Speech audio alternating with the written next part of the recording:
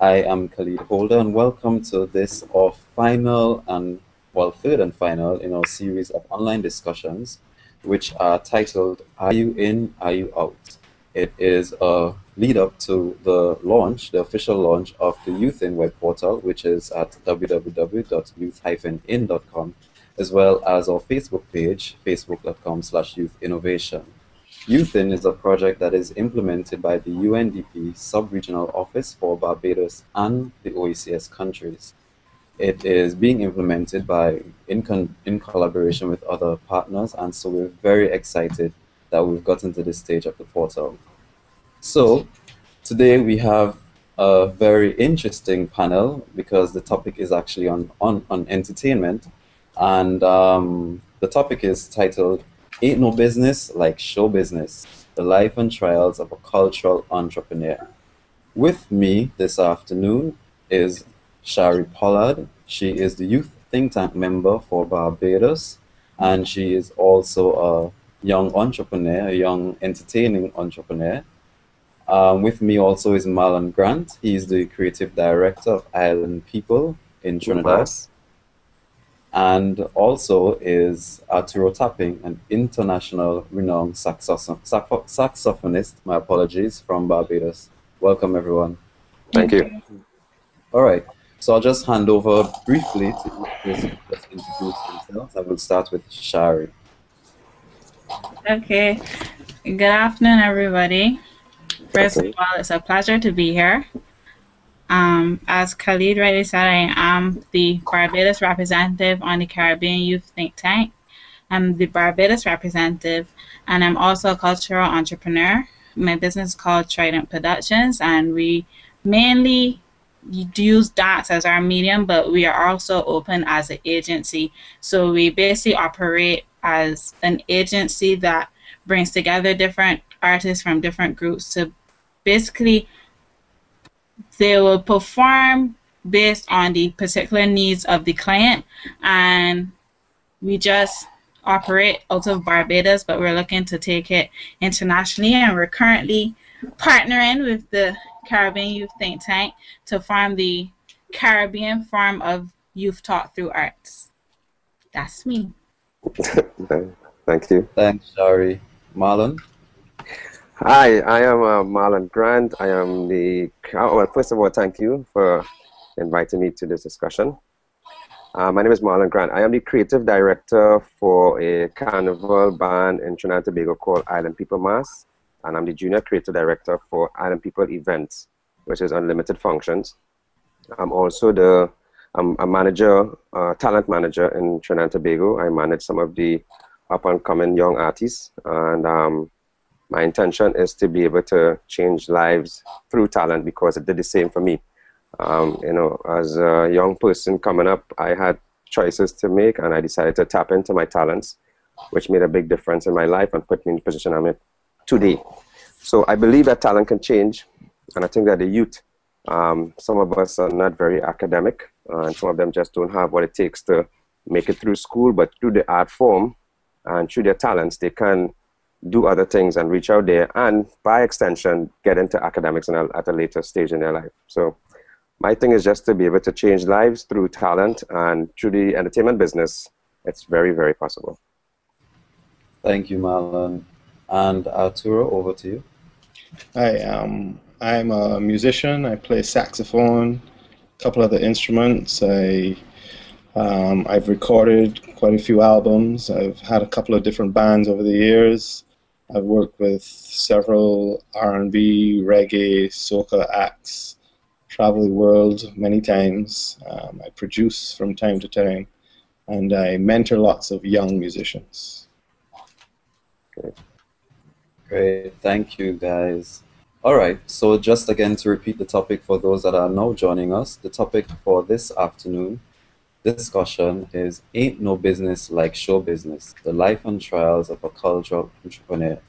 And we also have questions and comments. If you have any questions and comments, feel free to send them in to us, and we will announce them to a panel or ask them directly as you would like to. So let's get to business. Show business. tell us from your experience, all three of you, you all have different backgrounds, whether it's in mass or performing, playing the saxophone, etc.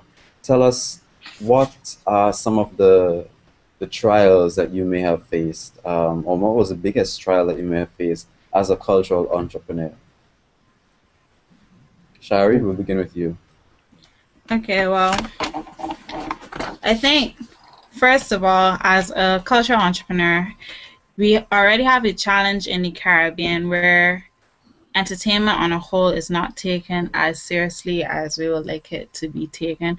It's taken more seriously in some countries as opposed to others. So in Barbados, it's a struggle, first of all, to be taken seriously as an artist, be respected, be paid what you're supposed to be paid on time, as any other professional will be expected to be paid.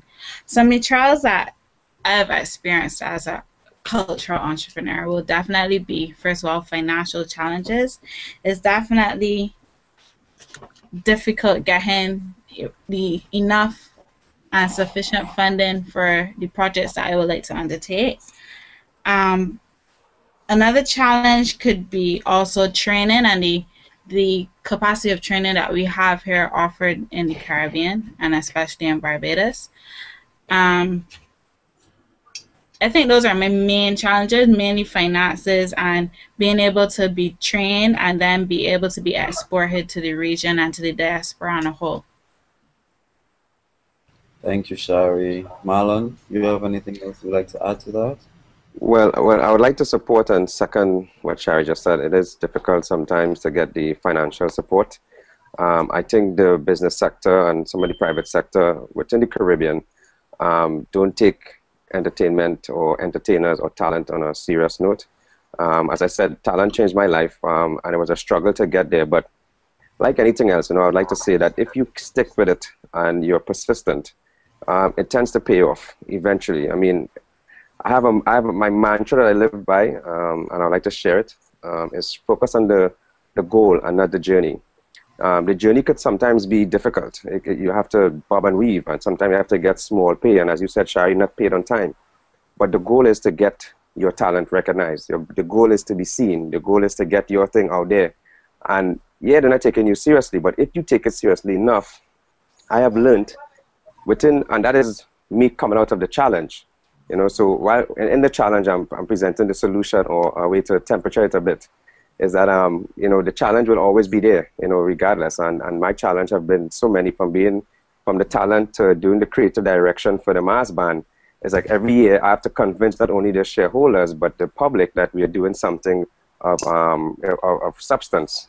So it's every year, every day, every move, everything you do is always like you're convincing someone. But what I've realized, though, is that the challenges have also created a strength and a skin for me to be able to deal with the next challenge and sometimes figure out a way to even evade it.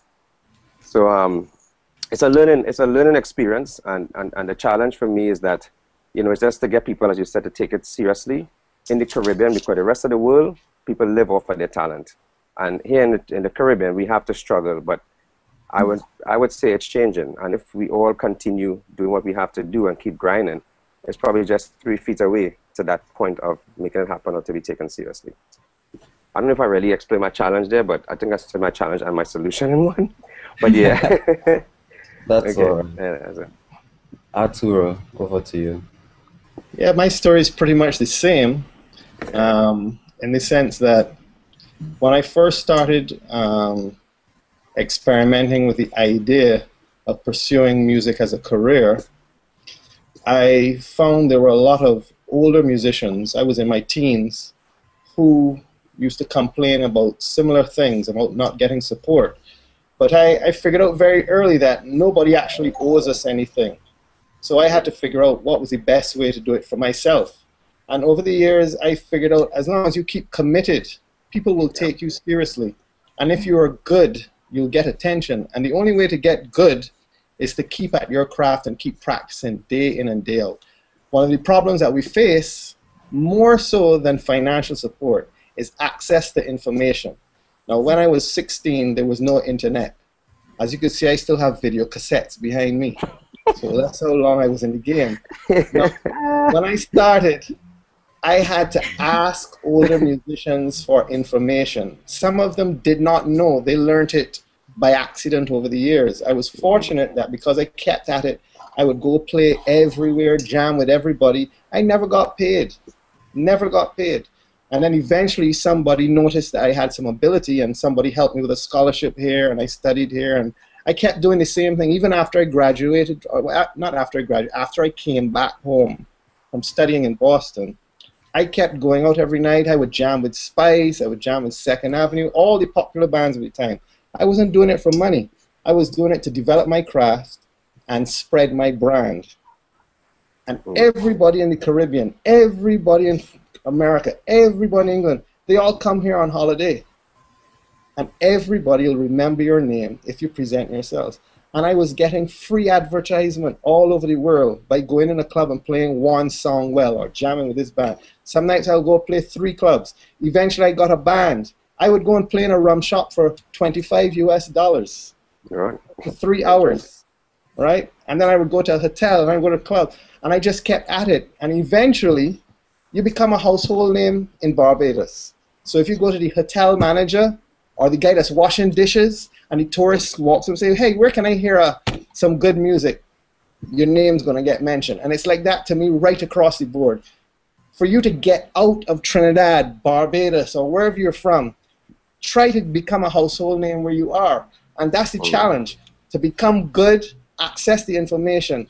Now today, it's easier because you've got the internet. And any question you ask on YouTube, you will get an answer. You might get some bad ones, but if you search, you will find the right answer.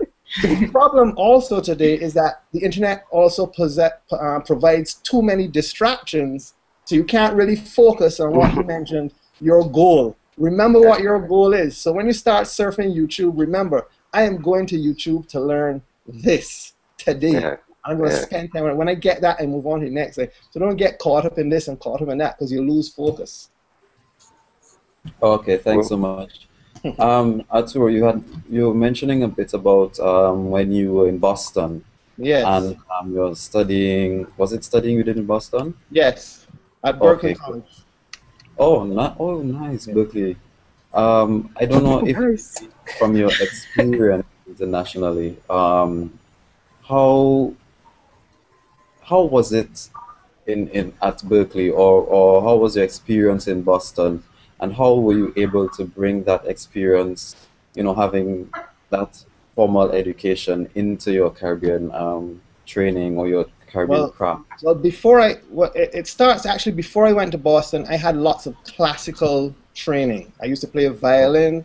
I used to play in the cadet band, and I did grade 8 music with the Royal Schools. I did O-levels, but still, the Eurocentric way of teaching did not provide me really, apart from technical ability, it didn't provide me with the language necessary for today's music world. Like, just because I had grade 8 music did not mean I could go and play in Machel Montano band and the guy tell me, okay, it's a C7 chord. I didn't know what the hell you would be talking about. Having the opportunity to go to Berkeley, it taught me they provide skills for today's world. So like if you graduated from Berkeley, you could go to Hollywood, you could go to New York, and you're going to know the language required to work within that industry. That information was not accessible with the guys within the circle. Coming back home, meeting lots of young musicians, and we've had a lot of graduates out of Berkeley here teaching now. That language is now more accessible.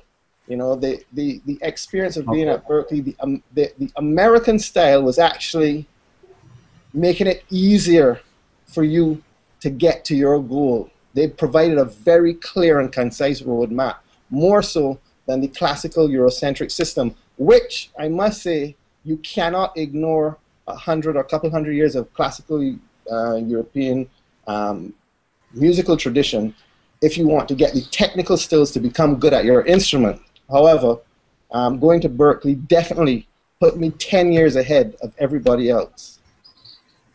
Okay, understood. All right, so taking all of that into context, now I must ask a question more to Shari and Marlon now. Considering that experience that some of our budding cultural entrepreneurs, or maybe just persons that are into the artistic expression, they often tend to leave our Caribbean, whether it's universities or schools, to go elsewhere to try to get that training to perfect their craft, or maybe to further it. From your opinions as young persons in mass or dancing, etc., do you think that there are opportunities that are available locally that would allow you to experiment in that way, to in terms of progressing further?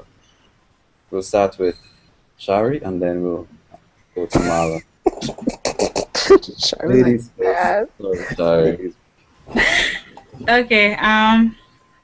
There are more opportunities now than there have been before, and I'm speaking particularly for Barbados, as it relates to, well, there was always BCC that had their program, but now they've expanded to having the Arabella Center for Creative Imagination at UWI to have a program there.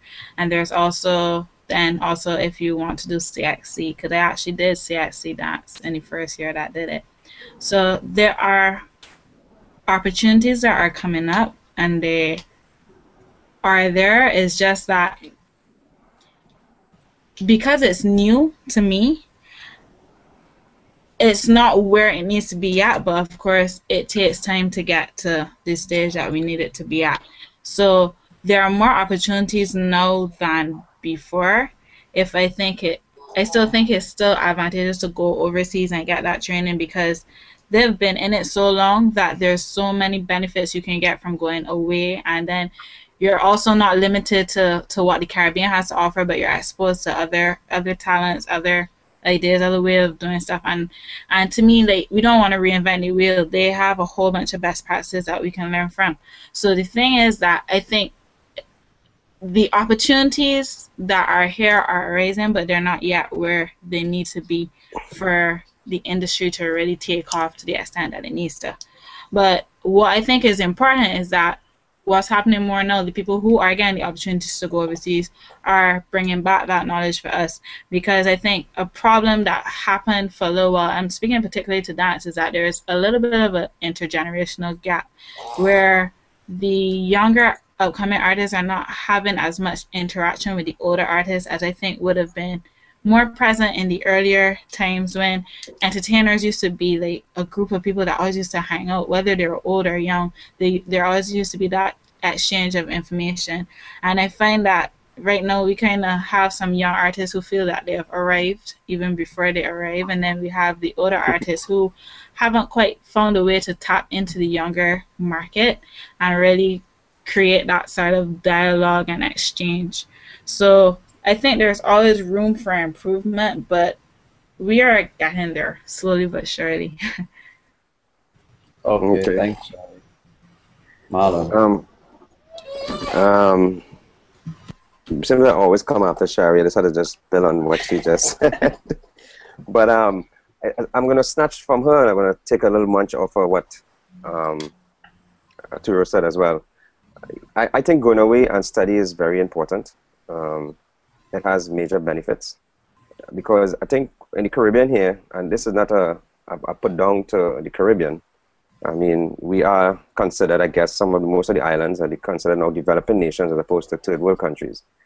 And with that growth, what Sherry talked about, you would see that there are more places, and I think more governments are now starting to shift their interest and their direction towards developing talent. But it isn't necessary to go away, because I did study at a school in Philadelphia, performing arts school in Philadelphia, and that gave me some good, like, knowledge, strength, and ability to come back home and apply to what I'm doing here.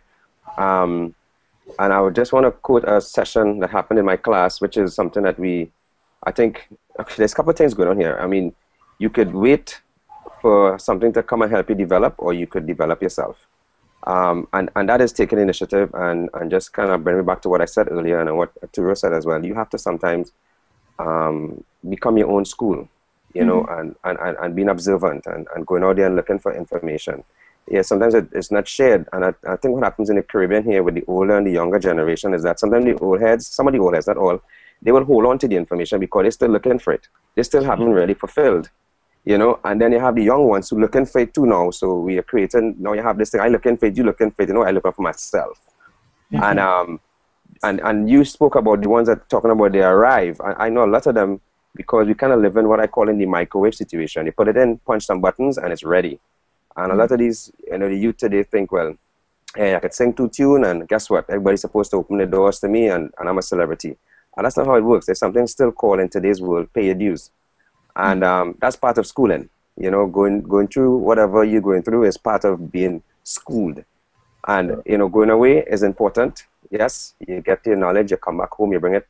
But I think what we have to really try to do within our little efforts ourselves is try to create more opportunities to school each other. I mean, forums like this and, you know, creating that, you know, taking the initiative. We can't wait for people to do anything for us. There's no handouts. There's no, it's not like that anymore. I mean, yeah, there's more of it.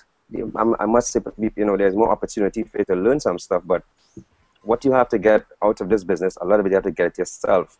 And even being in school abroad, even though because they're way more developed, the ones who really achieve and the ones who really go far in the art form, they go the extra mile. They, after class, they in class. You know what I mean? Instead of going after, when some people probably know what I mean, I'm not interested in that role, because that role too Pepsi, they take the role. You know, they said, oh, you know what, that dance looking kind of funny, but I'm not doing that dance, they're doing the dance. You know what I mean? How you mean play that instrument with that wrong, that kind of off key, they playing it. You know, and you know, it's the ability to step out of yourself, which is the lesson I learned in class. Out of my schooling, the main lesson I learned was my teacher asked me one day to deliver a monologue of in a bank robbery situation. Let me know if I need to shut up, all right? Tell me when to stop.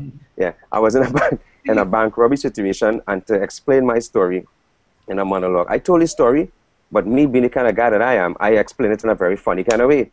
So I kept moving forward. The class clap, everybody laugh. I was like, yeah, Marlon, you do your thing. My teacher said, okay, Marlon, that was great. I want you to tell that same story as if you were desperate. Wow. And for a second there, I took about 15 minutes. I'm not lying to you. I took about 15 minutes because now he's asking me to come out of my comfort zone. Right. And I want to press on that there a little bit. A lot of times we don't grow because we are scared to come out of our comfort zone and even to make a move, if it's outside the country or outside your space, in order to develop yourself. And you know what? I delivered that in a desperate tone. After 50 minutes, like if I never heard the word in my life, I delivered it. I delivered it. And listen, the whole class stood up, the teacher, everybody. I got the greatest applause for doing that. And you know what? For myself, from that day to now, I learned a major lesson. I try to pass it on to people, is that the key is, if you to really learn sometimes, especially in the art form, you have to be able to experiment and step out of your comfort zone and try different things, no matter what it is, in order for you to grow. Okay. I was saying. We have some questions that came in through some of our online viewers. So I just want to talk some of those before we continue. One, do you think that there is sufficient collaboration between people in entertainment to develop the cultural industries? We're going to direct it to Arturo and then to Marlon. Arturo? Well, I have made it a point for at least the last decade or two to share everything I know with any young musician who is brave enough to ask a question. Because apparently I heard it could be intimidating for a younger musician to actually approach me, or I guess anybody else that's been around for a long time. But I've always had a habit of sharing everything I know with any young musician who's coming up. And I would spend hours, and at your own pace, you come back again, I spend more hours. And I always tell them, whatever I show you, share with somebody else. Because that's how I was taught when I first started in the cadet band at Combermere School. Whoever knew more than you would share it with you. And specifically in music, that's how I always have been. As far as working with dancers, I've never had the opportunity, really. I know that if there's certain things about men getting involved in dance when I was a teenager. You know, they would be stigma attacked. Still is. Usually, like Still I did is. art, right? I did art, I did music. I probably should have been in theater, and I probably should be dancing. But you could only imagine the pressure that you would get at a secondary school if you're doing all these things. I used to get pressure just because I played violin. So there hasn't been that cohesiveness between the art forms where we could be doing, you know, Barbadian, Caribbean, Trinidadian, Jamaican type Broadway productions that involve everything. However, right now in New York, several years now, I've been involved with a Trinidadian producer and some Trinidadian mass people, jazz people. We do a show at Jazz at Lincoln Center every year, Father's Day, which involves everything.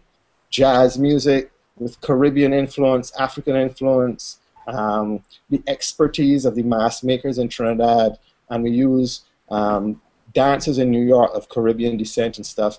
And you know, it's not perfect, but that's the closest I've ever come to collaborating.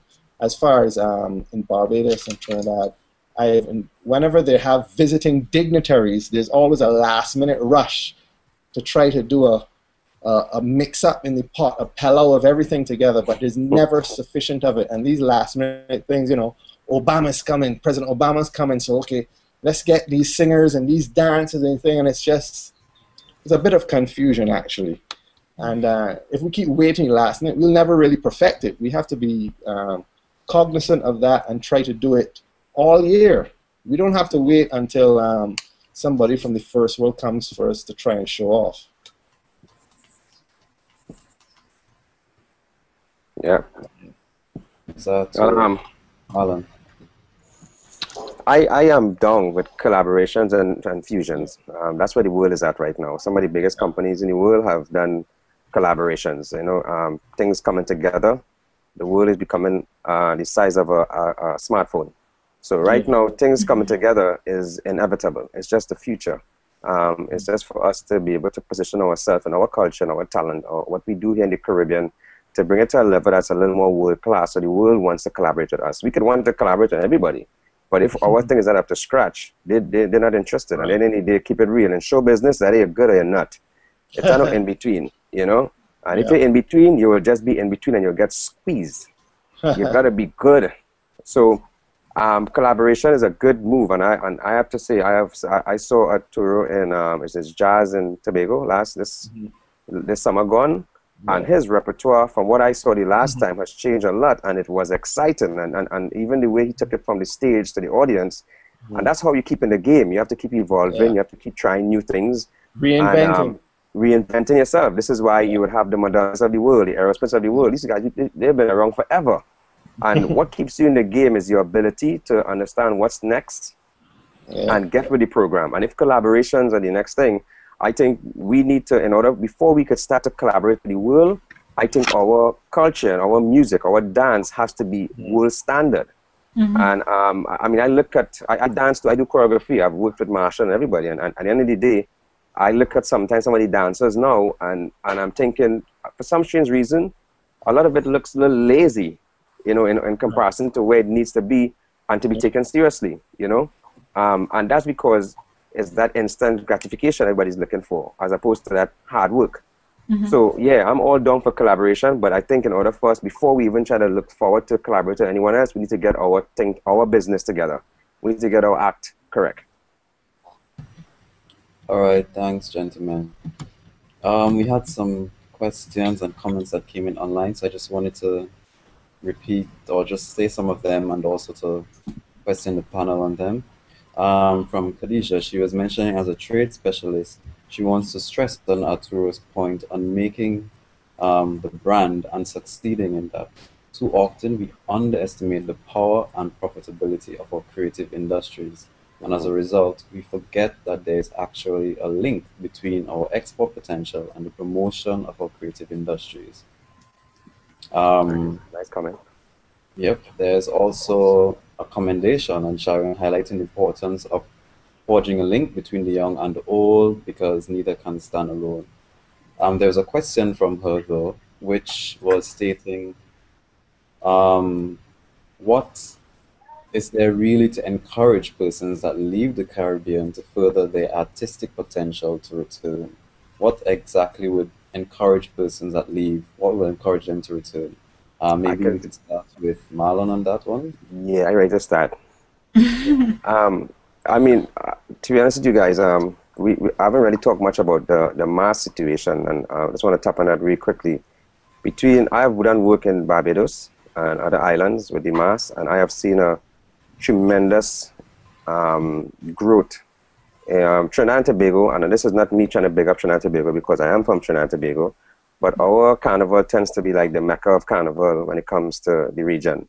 And I'd go to other islands and you look at the costumes and I'd be like, wow, our thing is a whole different ball game. Yes, it costs a little bit more, but over the years I've seen the carnival costumes and the carnival events in other islands increase in cost, and in the product itself look better, and people embracing it. And that is a perfect example of, and let's go back to what I just suggested about collaboration, about us working together in the Caribbean will help develop our product in the Caribbean, which we can then export to the rest of the world. To get back to right now about what would encourage you to, as a person, to go away and you do well and come back to give back, it's just that. Remembering where you're coming from and the fact that, you were that person at one point in time, and there are other persons like yourself back where you came from. Now, yeah, when you get caught up in the rest of the world and getting your career and making that next hit, because a lot of pressure on you to produce. But every time I just think a lot of the artists that go away and get caught up in their lifestyle kind of forget about where they're from.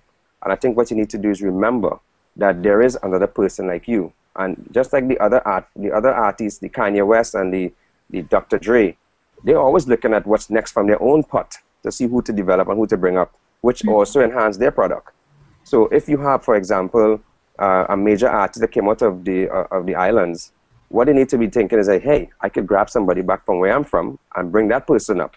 Yeah. And so you keep going. So it's not about, I think the main thing for a person who leaves the island to go away and develop and get good at what they're doing abroad is to remember that you were that person one day and you were looking for that opportunity, and it's just to reach back your hand or finger and extend it to someone else to say, hey, I can probably help someone at this point because I've reached somewhere that I'm an opportunity. Power. With power, you can do things. Thanks, yeah, the perfect example of that is Machel. Way ahead of the game, the #1 performer in the entire Caribbean. Yeah. And he goes around the Caribbean and he hand picks musicians all the time. He just doesn't pick the 7 guys in Trinidad everybody talks about. He picked the best in the entire country because he has a whole pool to choose from. Yeah. And over the years, I've always made an effort to try to associate myself with people who are ahead of the game. When David Rudder... Did we lose him there? I think so. Okay, no problem. I do have a question for Shari that just came in. So we'll just try to get Arturo back, but in the meantime, let me just ask Shari a question that came in here. The question is from Lauren. What would you think about a dance festival? Do you think that it will work in Barbados, and how would you promote it? Do you think a dance festival? Yes. All right. Well, Barbados already has a dance festival called Dance Fest. We also have a multicultural or multimedia competition, which is not just dance, that is dance, music, theater, etc. I think we need a dance competition which deals with dance on its own.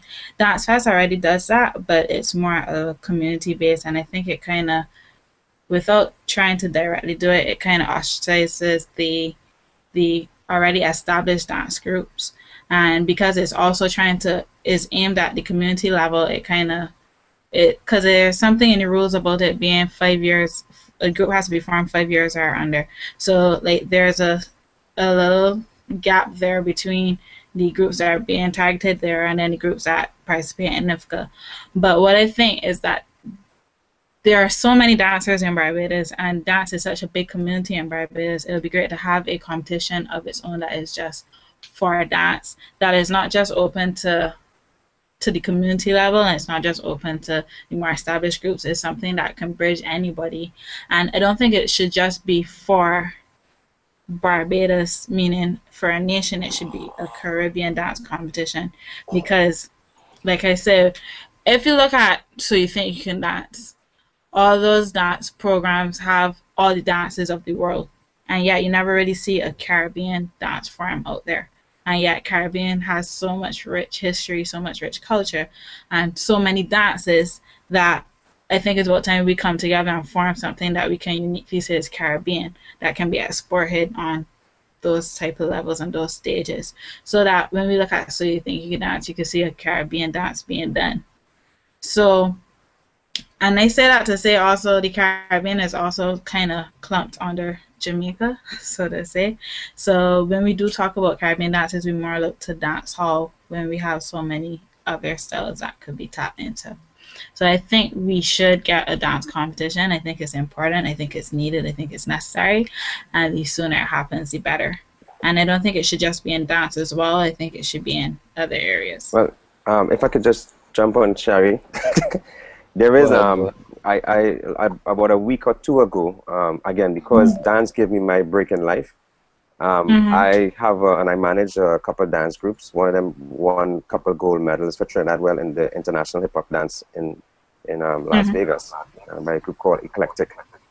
We had just had a meeting recently where we are going to start and embark on a Caribbean dance competition. So what are you talking about there is it's already, there's talks in the works already. I mean, it's just, I'm glad that we are meeting here too, that we could just keep the links tight and be able to do that. And the person who left the comment, I hope you're listening, you could look forward to definitely have a dance competition that's, that we could, you know, have dancers. Yeah, we could have other cultures and other types of talent showcased as well.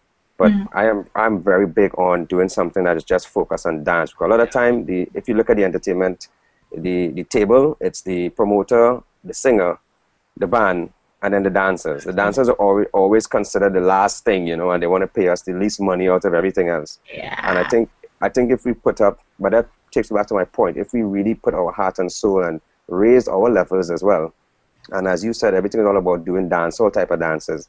And we need to just step out ourselves and bring it to a level where, you know, and I think a competition will breed that kind of, would foster that kind of creativity to come out, to blossom, to be able to do different styles. So You Think You Can Dance, one of my favorite dance programs. A lot of these international programs don't have Caribbean dancers in it because it's open only to U.S. citizens. And I know this because our group, we've been trying to get on America's Best Dance Group. But they're all, right now though, they're thinking of opening it up, you know, but this is why they do it in different countries. So Sweden would have one, Canada would have one. If we are able to show them that we have serious talent here in the Caribbean, they will probably be interested in investing in one here. But for now, we need to do our part. So if it's by starting with our own dance competition within the islands, hey. Sorry about that. Is that your fault? You were saying something about Rudder? Yeah. So I actually made myself available and started working with Rudder. You know, I'd say, hey, I go and play a song or two. And from being in that environment, I learned how he ran his operation. And then I went to St. Kitts Music Festival one time, and I saw a lot of international acts, how they were operating. A lot of hip-hop artists, actually. And when I saw how Machel does his show, and I kind of pieced together the roots of Rudder, the future with the hip-hop, and how Machel was able to marry what's happening in the world with the roots of Caribbean music and present an exciting show that he could go on before any rock band, Michael Jackson, and mash them up. And I decided, you know, even though I'm a jazz musician, this is what I really need to do to impact large numbers of people, whether they are 16 or 60, and this is what Machel can do. And I said, and that's why I decided to reinvent myself several times over the years, because I realized to impact on large numbers, you have to stay connected to what's happening within this region and what's happening outside the region as well. Oh, man. Thanks so much, Arturo. All right. Continuing with the questions that we had coming in, there was another question from Lauren, which asked if you think that most artists look to government to fund them building their art, and then they take the funding, go away for personal development, and never give back to the Caribbean. What are your thoughts on that? I'll have to ask Shari to respond to this one. Can you ask the question again? I didn't get the last part. The question is, do you believe that most artists, they look to government to fund them building their art, and then they take that funding, they go away for personal development, and never give back to the Caribbean? Well, I think it's not just limited to the arts, but a lot of people do look to government as a whole to fund their personal projects.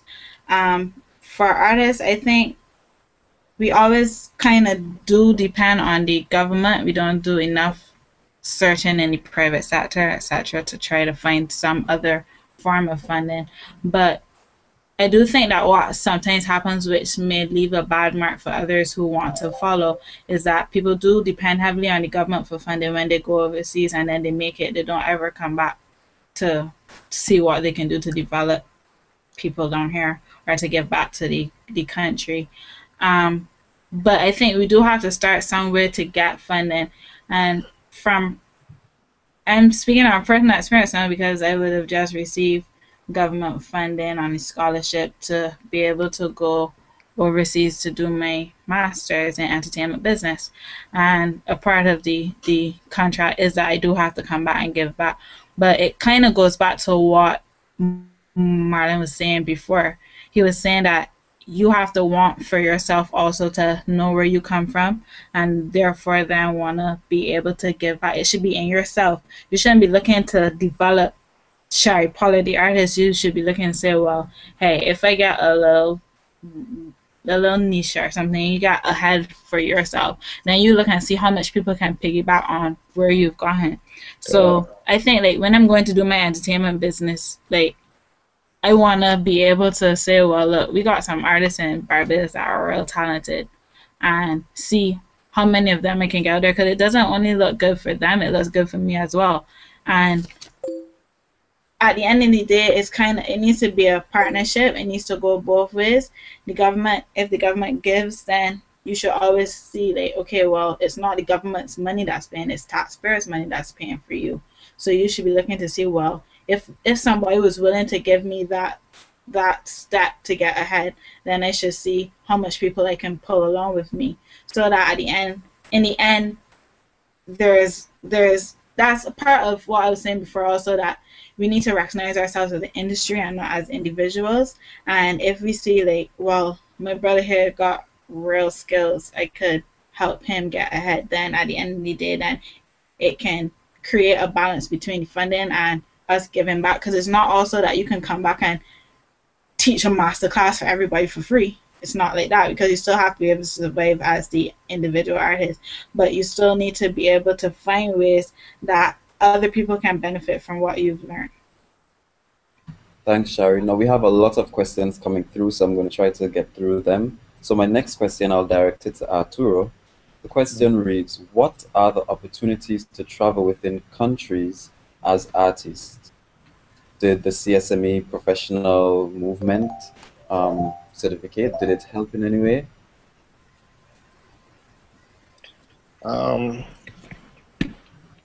I am certain that it did, because once upon a time when I was traveling in between islands, it was a bit of pressure if the immigration officer didn't actually recognize my name or something. They would want to put us at the back of the line, and you have to wait till the promoter came. But nowadays, even though I have musician in my passport, they ask no questions. How many days? Travel is easier than ever. Thanks so much. So we have about 15 minutes left, so let's see if we can cover all the rest of questions before time runs out on us. There is another question here that I want to tackle that came in online. To the panelists, do you think that we in the Caribbean define success properly when it comes to creative industries? This is from Amanda. Do you think that we in the Caribbean define success properly when it comes to creative industries? Jari? I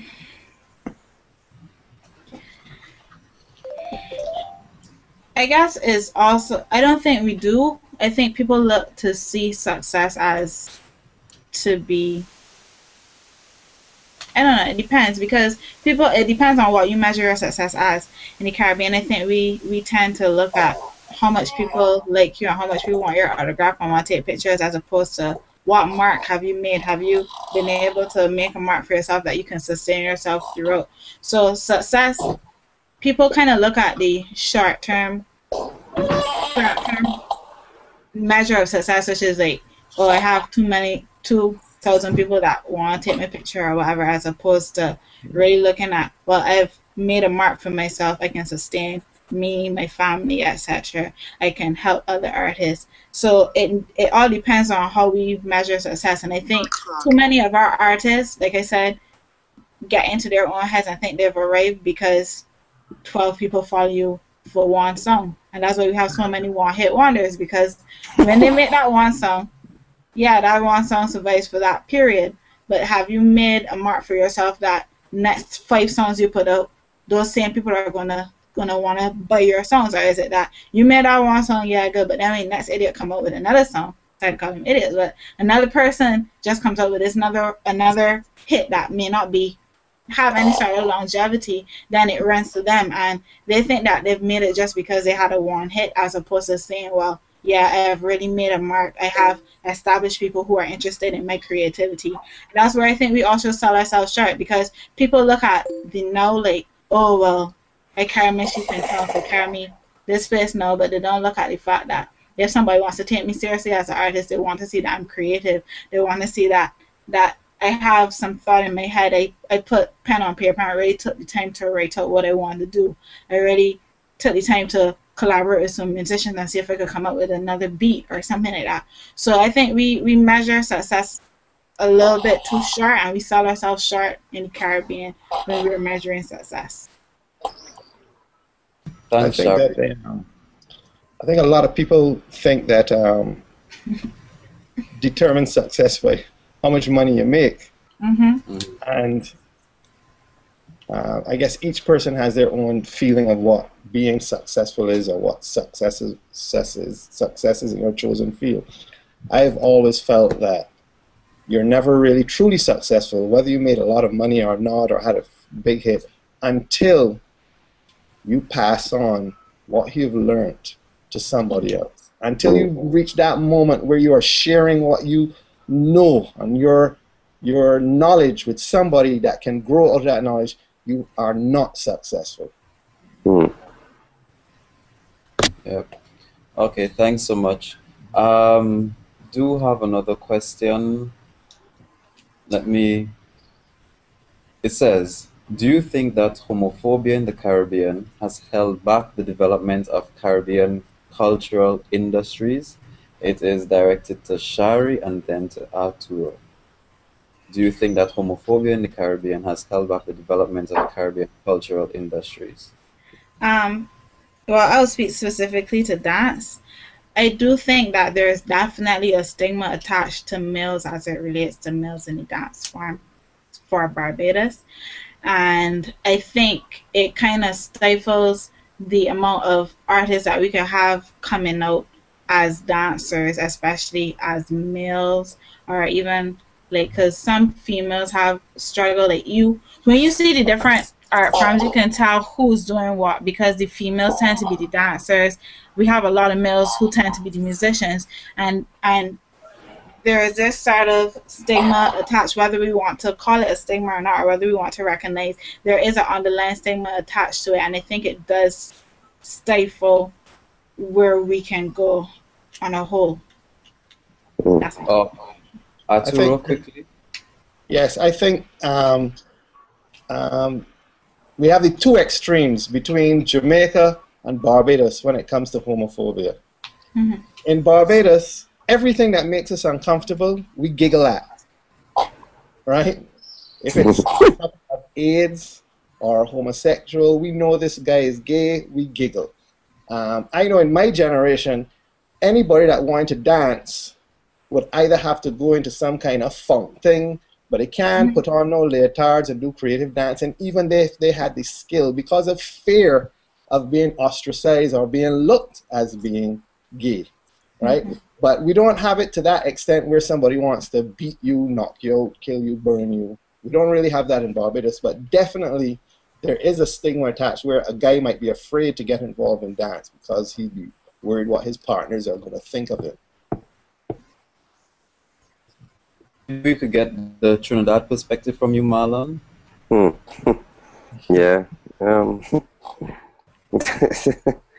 You know, I have to, yes, straightforward, yes, it does. Because we live in a culture where people look at, as though it's a bad thing to do, per se. And a lot of men who may want to, as Arturo said, have the skill to dance, you don't want to venture into that zone because you know why? Somebody's going to say that you're not on the straight and narrow path. And that is a big problem. And so, yeah, it can't hold back because we could really have some good dancers. They're just not going there because they don't want to be, considered a certain type of person. And I think it's a sad situation to be in because we're not going to grow if we don't expand the way we think. It's a mentality thing. In the rest of the world, male, straight, whatever you are, you're not considered. Your skill is your skill. Yeah. And you judge by your skill, not by your preference and what you want to do with your life, And as long as we have that happening here in the Caribbean, yeah, we're gonna have some growing to do. We have to understand homosexuality is not a choice. Nobody woke up one day and decide I want to be gay or I want to be a lesbian. It's too difficult to make that choice, right?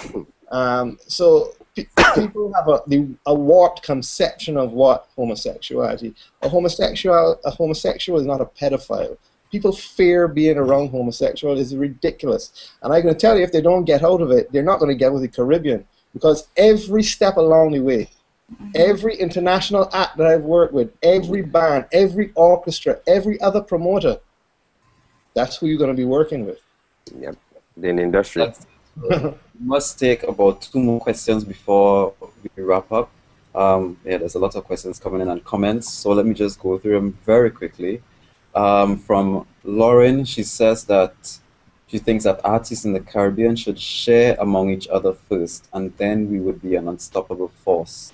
Chris mentions that why do we hope for them, as in the dance promoters, to come here to the Caribbean? He advocates that we should start here and not wait for the first world to find us. Cray has a question. Speaking from experience as an artist studying abroad, the schools are noticing the talent and are offering Caribbean students great opportunities, whereas there is not much support here in the Caribbean. So, do you blame the young artists for not wanting to return, or do you blame the country for not supporting? Marlon, Shari. I was going to say it has to be a balance of both, because the only way, first of all, as young people, that we can create change is if we start by recognizing that we are the change. And you have to understand that the older generation comes from a different society than we did, or a different mentality. So back then, at the end of the day, you did dance or you did drama when you couldn't do well in school because we were very heavily swayed on the academic side. So it's kind of trying to break down that stereotype, the stigma, the whatever you want to call it, that whole mentality of the fact that artists are only people who can't do well academically. And I think we're coming away from it, but it still has a long way to go. So it's both ways. People go away because at the end of the day, when they come back, I'm going to struggle. So let me stay overseas and do well. But we have to recognize that in order for the society to change, we have to start by changing the way that we think. And the only way we can change the way that we think is to start by changing the way that the young people do things, so that the future generations then can see some sort of change in the way that it's approached. I second that. It's a twofold. It's the artist or the art form. They have to take things and take control and better themselves, and of course the government and the leaders. And again, it puts us back into the zone of you're dealing with the older heads and the younger heads trying to come together. And but if we do, I mean, this is just from plain observation. You know, if you do your thing and you do it well, older head, no matter how, they will notice. Yep. And if you're able to get their attention, because a lot of the art form, what we doing to them, sometimes they think it's noisy, or you're dancing Jamaican, or you're doing this, I was like, what nonsense you're doing there?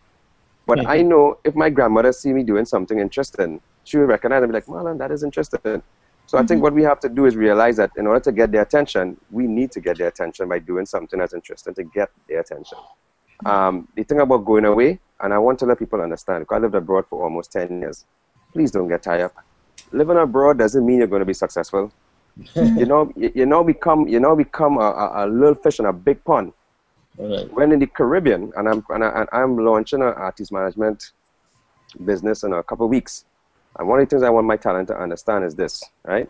Is that you can become a big fish in a small pond. The Caribbean have a lot of people that could support your own. There's a lot of artists, a lot of talent here that are multi-millionaires right here in the Caribbean. So sometimes we always looking at the big pie in the sky, and when it's right in front of us, have fortune.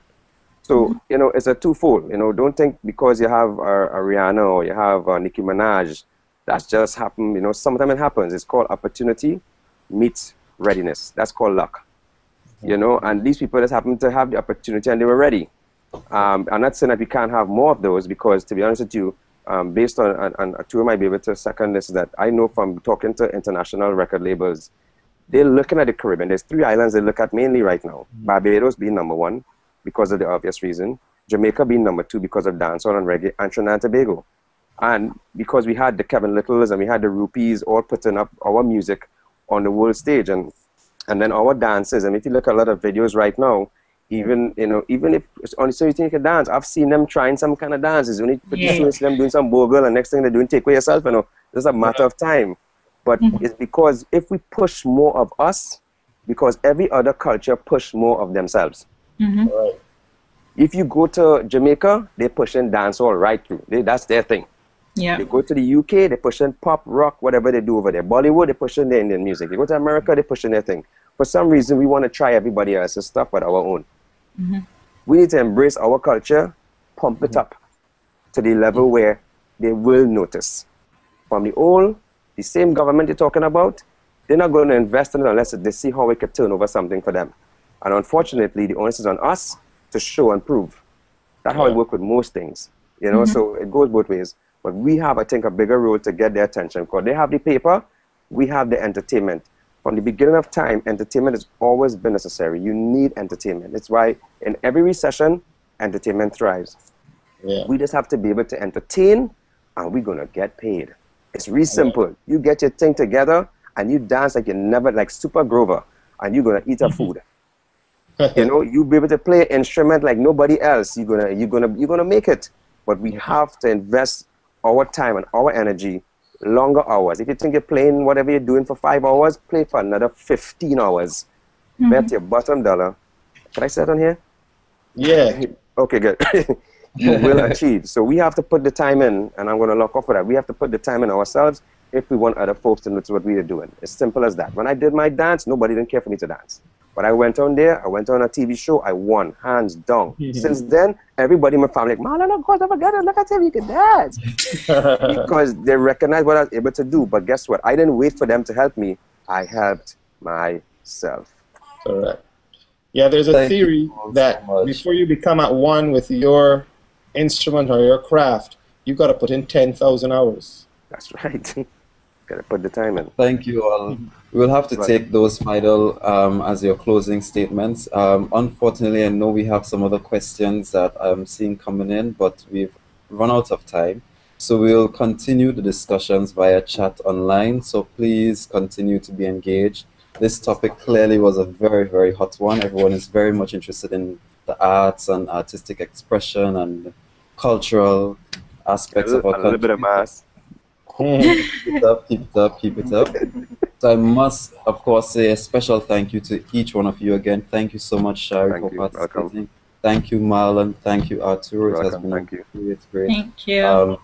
Pleasure having you all. Thank you to all of our online viewers and persons that send in comments, etc. We, of course, want to remind you that tomorrow we are officially launching the Youth In portal. Please visit us at www.youth-in.com and like us on Facebook, facebook.com/youthinnovation. Tune in to us tomorrow and, of course, keep up with what we're doing. I'm sure we'll have many more Hangouts to come. And special thanks to from all of us here at UNDP Youth In, and of course the technical crew who did a fantastic job yesterday and today. Thanks so much, guys. I'd like to thank you also and put a personal plug. Facebook Arturo Tapin, Twitter Arturo Tapin, Instagram Arturo Tapin. That's all. Thank you, Arturo. And thank you as well. Good job, Arturo.